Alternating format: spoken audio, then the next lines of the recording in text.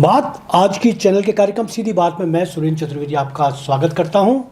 मित्रों, इस कार्यक्रम में हम बहुत सीधी बात करते हैं, सीधे मुद्दे, सीधी बात, कोई टेढ़ा मेढ़ा रास्ता नहीं और कोई टेढ़ा मेढ़ा सवाल भी नहीं, सीधे सवाल है। आज का मुद्दा, जिस मुद्दे पर आज हमने हमारे वरिष्ठ पत्रकार ओम माथुर को आमंत्रित किया है और यह कार्यक्रम उन्हीं को समर्पित है, वही इस कार्यक्रम को डील करते हैं। क्या जवाब देंगे मेरे इस मुद्दे पर, वो जाने। मुद्दा आज का यह है कि सब इंस्पेक्टर की परीक्षा जो पिछले 4 साल से अधर झूल में अटकी हुई है, न तो रद्द की जा रही है, न उसके परिणामों को सार्थक दिशा दी जा रही है।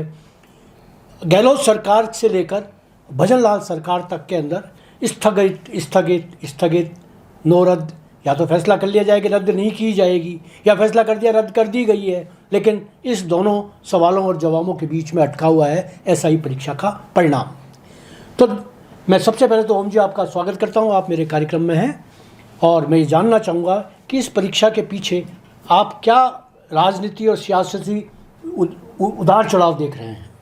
सुरेंद्र जी, जो भाजपा ने विधानसभा चुनाव 2023 में जीते थे, उसका एक बहुत बड़ा मुद्दा सब इंस्पेक्टर परीक्षा रद्द करना और आरपीएससी को भंग करना था। बिल्कुल। भ्रष्टाचार, कानून व्यवस्था, महिलाओं पर अत्याचार जैसे मुद्दे तो भाजपा को मिले ही थे, लेकिन ये बहुत बड़ा मुद्दा था जिसने युवा वोटरों को भाजपा को आकर्षित किया और उन्हें लगने लगा कि कांग्रेस राज में जो पेपर लीक माफिया है या नकल की जा रही है, प्रश्न पत्र बेचे जा रहे हैं, उससे यार भाजपा में आने के बाद निजात दिला देगी। बिल्कुल। लेकिन भाजपा की सरकार को बने हुए 1.5 साल पूरा हो गया है, लेकिन अब तक सब इंस्पेक्टर परीक्षा का परिणाम को रद्द करना है ना करना है स्पष्ट फैसला नहीं ले पा रही है। बिल्कुल। जबकि आप देखिए, इसकी जांच के लिए जो बनाएगी थी एसओजी, उसने रिपोर्ट दे दी है, रद्द कर दी जाए। एजी ने रिपोर्ट दे दी, रद्द कर दी जाए। यहाँ तक कि मंत्रिमंडलीय समिति ने भी सिफारिश कर दी तो रद्द कर दी जाए। अब मुख्यमंत्री स्तर पर फैसला होना है कि रद्द की जाए या नहीं की जाए।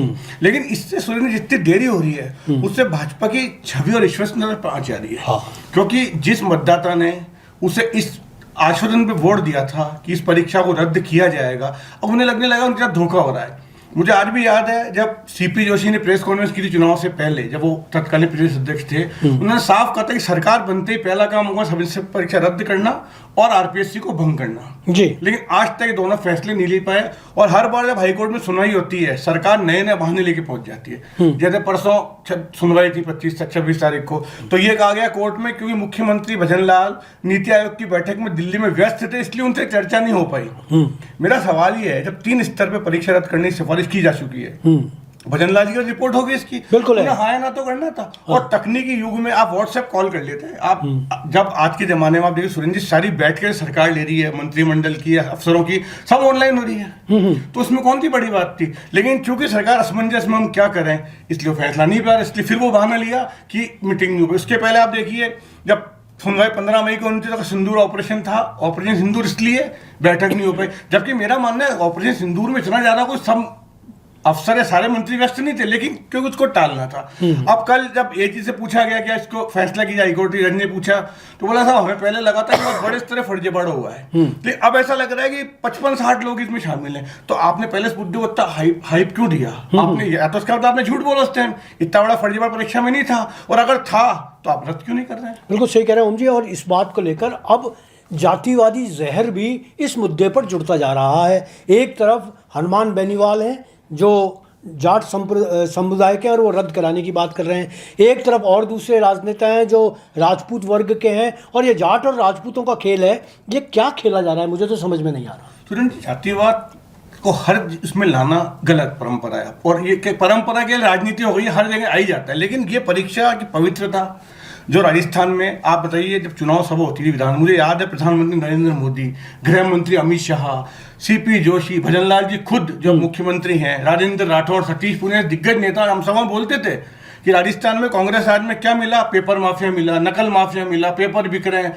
अब जब उनकी बातों को लोगों ने माना और अब उन पर विश्वास करा, अब आप क्यों नहीं कर पा रहे हैं? और देखिए, ये तो सुरेंद्र जी होता ही है कि जैसा आपने देखा रामू राम रायका के 2 बेटे बेटी इसमें सेलेक्ट हुए थे, आरपीएससी मेंबर जो अब गिरफ्तार हैं, तो इससे ये तो लोगों को संकेत भी मिला, आरोप भी लग रहा है कि इस परीक्षा में बहुत बड़े नेताओं और अफसरों के बच्चे या रिश्तेदार शामिल हैं, इसलिए सरकार इससे बचना चाह रही है। और एक जाति विशेष के भी कैंडिडेट बहुत ज्यादा हैं जिससे सरकार बचना चाह रही है, और उसको राजनीतिक नुकसान इसमें ज्यादा दिख रहा है। और वो मैं इसलिए कह रहा हूँ, हालांकि ये तर्क हो सकता है कि अगर 800 लोगों की परीक्षा रद्द करने में नुकसान क्या हो सकता है, उनके परिवार के 5-7 सदस्य होते हैं, 5-4 हजार नुकसान हुआ। लेकिन चूंकि सब इंस्पेक्टर परीक्षा रद्द अगर की जाती है, आने वाले समय में पंचायत चुनाव और निकाय चुनाव होने वाले निश्चित इसी साल, तो निश्चित रूप से आपकी विश्वसनीयता पे जब आंच आएगी और लोगों को लगेगा, युवा और को विशेष रूप से, कि हमारे साथ धोखा हुआ है, तो हो सकता है जो वोट आपकी तरफ आया था वो फिर ट्रांसफर हो जाए। और अब तो कांग्रेस भी मजे लेने लग गई है। कल बयान था कांग्रेस का कि भजनलाल जी को पर्ची का इंतजार है, कि पर्ची आए तो परीक्षा रद्द करें या ना करें, उसका इंतजार कर रहे हैं। तो इससे भजनलाल की छवि भी आंच आ रही है, क्योंकि भजनलाल जी को जिस उम्मीद से लाया गया था, भाजपा ने मुख्यमंत्री बनाया था, लोगों को भी उम्मीद थी कि नया चेहरा है, नया खून है, और हर तरह की जो राजनीति में विरोधाभास होता है ना, एक दूसरे को लेके गंभीर वो होता है, उससे दूर रहेंगे। लेकिन मुझे लग रहा है वो भी असमंजस की स्थिति में बहुत ज्यादा। यही बात है ओम जी कि किरोड़ी लाल मीणा जो भाजपा के मंत्री हैं, कृषि मंत्री हैं राजस्थान के, उन्होंने जब कांग्रेस सरकार, गहलोत सरकार हुआ करती थी, जब ये पूरे के सर एसआई परीक्षा हुई थी और उसके पेपर आउट हुए थे और दूसरे भी घोटाले, पेपर आउट, उसमें वो अकेले एक ऐसे नेता थे जो प्रतिपक्ष की भूमिका निभाते हुए सवाल उठा रहे थे, सवाल खड़ा कर रहे थे, और उन्होंने इस सवाल को इतना ऊंचा और ऊंचाइयां दे दी थी कि वो हिमालय बन गया था। और सच पूछो तो आप बिल्कुल सही कह रहे हैं कि जब ये चुनाव हुए पिछले, तो चुनावों में जीत के कारण ये किरोड़ी लाल मीणा द्वारा उठाए गए सवाल भी थे, और किरोड़ी लाल मीणा जब सत्ता में आए तो वो खुद को ठगा हुआ महसूस कर रहे थे, और कर रहे हैं, आज भी कर रहे हैं। जब हमने पिछले दिनों में आपने सुना उनका इंटरव्यू, वो हमारे पास आया तो उस दर्द को बयान कर रहे थे। उसमें महत्वपूर्ण बात है, किरोड़ी लाल मीणा ना थे विपक्ष में थे, सक्रिय थे, सत्ता में आने के बाद भी सक्रिय थे। उन्होंने उसके बाद भी अपने लोग कई जूनियर मंत्री मैडम जी घर मिलने गए थे, वो डीजी से मिलने गए थे कि इस परीक्षा को रद्द कराइए। तो इसका मतलब उनके मन में अभी इस बात कसा है कि जो मैंने वादा किया था या जिस मुद्दे पे वही जनमत एकत्र किया था, वो अंत पूरा नहीं हो पा रहा। बिल्कुल वही मैं कह रहा हूँ। अब देखिए, आपको याद हो तो इस बात को लेकर मीणा पे ब्लैकमेलिंग का आरोप भी लगे थे कि उनको अपने भाई को टिकट दिलाना है, इसलिए वो सरकार को परेशान कर रहे हैं और इस मुद्दे को छोड़ नहीं रहे, जबकि उनके मन में ऐसी कोई भावना थी नहीं। बिल्कुल नहीं थी। तो उनका सिर्फ ये कहना था कि अगर लोगों के साथ अन्याय हुआ है तो उसको रद्द कीजिए, उसी मुद्दे पे लड़ रहे। लेकिन उनको बदनाम किया गया कि टिकट के लिए लड़ रहे हो, और उसके बाद जिस तरह भाजपा के अंदरूनी राजनीति चली, उनके भाई को हरवाया गया। और किरोड़ी लाल मीणा जी इस मुद्दे ज्यादा नहीं उठाते, उन्होंने देख लिया कि जब मेरी सुनवाई नहीं, तो मैं भी क्यों अकेला लड़ूं। अब तो सरकार पूरी भाजपा की सरकार लड़े ना, वो क्यों लड़ेंगे? हाँ, वो नहीं लड़ेंगे, क्योंकि ये बात सच है कि वो जिस जयचंदों का नाम ले रहे थे अपने इलेक्शन में हारने के लिए, वो जयचंद भारतीय जनता पार्टी के ही तो थे। यानी कि भारतीय जनता पार्टी ने पूरी तरीके से निपटाया, और वो निपट तो गए, लेकिन उनके जनता के दिलों से नहीं गए और सियासत का शिकार हो गए। और इस बात पर, इस मुद्दे पर यदि वो जिस तरीके से हनुमान बेनीवाल के धरने पर गए, तो इसका मतलब उनका ये नहीं था कि वो उनको समर्थन दे रहे थे, बल्कि उस मुद्दे को कह रहे थे कि यार ये मुद्दा आपका सही है और इस मुद्दे का समर्थन है। हनुमान बेनीवाल के साथ उनका कोई समर्थन नहीं है। ये भी लगता है सुरेंद्र, राजनीति नफा नुकसान के साथ ही शेयर लेने की राजनीति इसके अंदर है ना, वो बहुत गंभीर कारण हो सकती है। जी बिल्कुल सही कह रहे हैं। पिछली बार जब ये चल रहा था मुद्दा, तो उससे सचिन पायलट ने मुद्दा उठाया, आपको याद हो, जनसंघर्ष यात्रा निकाल दी अजमेर से जयपुर तक। तब अशोक गहलोत को लगता था अगर आरपीएस के खिलाफ कोई कार्रवाई की या पेपर लीक के खिलाफ, तो सारा इश्यू सचिन पायलट को मिल जाएगा। उसके बाद जब ये मुद्दा मीणा ने उठाया विपक्ष में रहते हुए, सरकार भाजपा की बनी, तो भजनलाल जी को लगता था मैंने इसको मान लिया तो मीणा को श्रेय मिल जाएगा। अब स्थिति आ गई सुरेंद्र जी, इसमें हनुमान बेनीवाल की एंट्री हो गई है। उन्होंने 5 दिन धरना दिया, 25 तारीख को आम सभा की ये रैली हुआ, उसकी 26 को डेट थी। अब मेरा मानना है, अगर सरकार का मानस बना भी वो परीक्षा रद्द करने का, तो इसलिए नहीं किया गया कि सारा श्रेय हनुमान बेनीवाल को मिल जाएगा। तो एक झगड़ा ये भी सकता है श्रेय लेने को लेकर राजनीति में। आप बिल्कुल सही कह रहे हैं ओम जी, आपकी ये मैं इस बात का समर्थन करता हूँ कि सारी श्रेय की राजनीति है। और फिर वो श्रेय की राजनीति जब चली तो यह भूल गए कि हम किस दिशा में जा रहे हैं, और वो फिर जहर जातिवाद पे चला गया, और जातिवाद का जहर फिर आमने सामने आ गया। ओम जी, मेरा एक सवाल आपसे है, मेरी जिज्ञासा है, पब्लिक भी आपसे ये जानना चाहेगी कि आप उन्हें ये बताएं कि इस पूरे परीक्षा को अगर रद्द कर दिया जाता है तो क्या प्रभाव पड़ेगा, नहीं किया जाता तो क्या, कितने लोगों के भविष्यों पर प्रभाव पड़ेगा, क्या इसको थोड़ा सा आप समझाएं। सुरेंद्र जी, जब एसओजी के आईजी वीके सिंह ने अपनी रिपोर्ट दी थी, उसमें उन्होंने रद्द करने की सिफारिश की थी, पर उन्होंने उस टाइम में अखबार को इंटरव्यू दिया था। उन्होंने उस इंटरव्यू में कहा था कि परीक्षा पूरी तरह रद्द नहीं की जाए, ऐसा कोई विकल्प तलाशा जाए कि जो मेहनती और ईमानदार परीक्षा अभ्यर्थी हैं उनके साथ न्याय हो। और मेरा मानना है, हमारा न्याय शास्त्र भी कहता है कि 100 दोषी छूट जाए पर एक निर्दोष सजा नहीं मिलनी चाहिए। तो अपने आपने ज्यादा अपन उस टाइम में चर्चा की थी। तो मेरा सुझाव अभी भी सुरेंद्र जी यह है कि सरकार ने जैसे इस मामले में 859 में से 55 सब इंस्पेक्टर को अरेस्ट कर लिया फर्जीवाड़े नकल के मामले में, तो वो 55 आना, अब बचा 804। तो क्यों नहीं एसओजी या पुलिस या सरकार एक बिल्कुल निष्पक्ष एजेंसी से उन सबकी वापस परीक्षा कराए आरपीए के अंदर।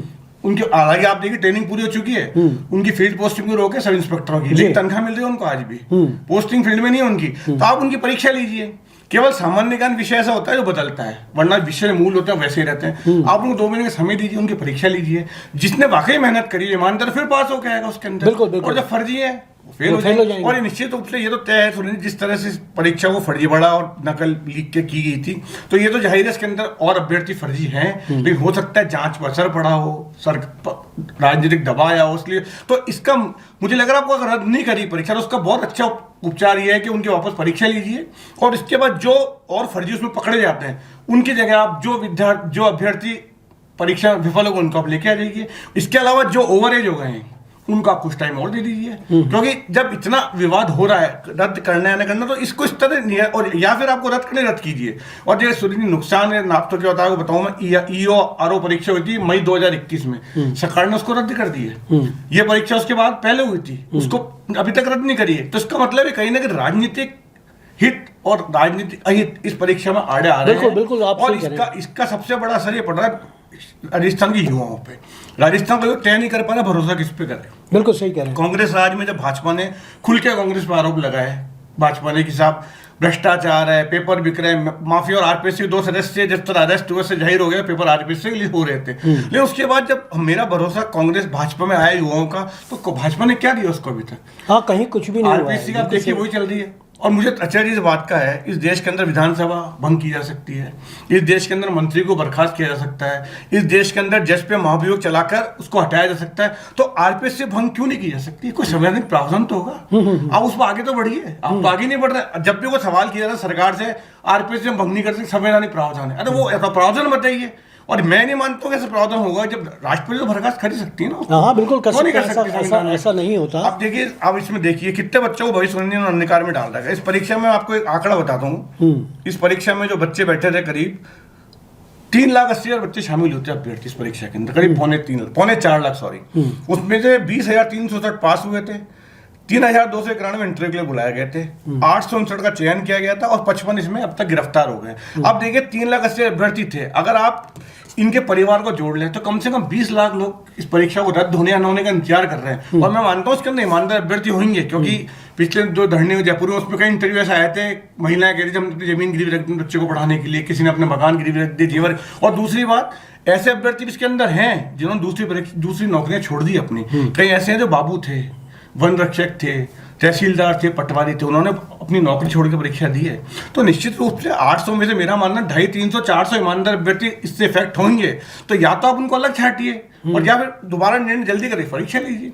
आप उसको टाल क्यों रहे हैं उसको तक? बिल्कुल, मैं आपकी बात से सहमत हूँ, लेकिन ओम जी सबसे बड़ी बात होती है, बीमारी ये है कि ऐसे अयोग्य लोग जो बिल्कुल अयोग्य हैं, मतलब हर हाल में अयोग्य, और वो अगर पुलिस इंस्पेक्टर बन गए फिर उनके प्रमोशंस होते रहेंगे, फिर वो तो, लेकिन वो सरकार के लिए जनहित के काम क्या करेंगे? जिन जिम्मेदारियों का उनको पोस्ट से निर्धारित किया गया है उन पोस्ट का काम क्या करेंगे? वो पब्लिक में जाकर वो कुछ नहीं करेंगे और पब्लिक को बल्कि और ज्यादा नुकसान पहुंचाएंगे। तो ऐसे लोगों को पहले उनकी छटनी कीजिए। उपाय है, या तो रद्द कीजिए, छटनी कीजिए, तीसरा कोई उपाय नहीं है। बिल्कुल। और ये बहुत छोटा जवाब हाँ या ना में है, लेकिन सरकार इसको क्यों टाल रही है? आप देखिए ना, भाजपा सरकार में कह रहा हूँ सुनिए बहुत बड़ा मुद्दा और फिर चुनाव मुद्दा बनेगा दोनों चुनावों के अंदर।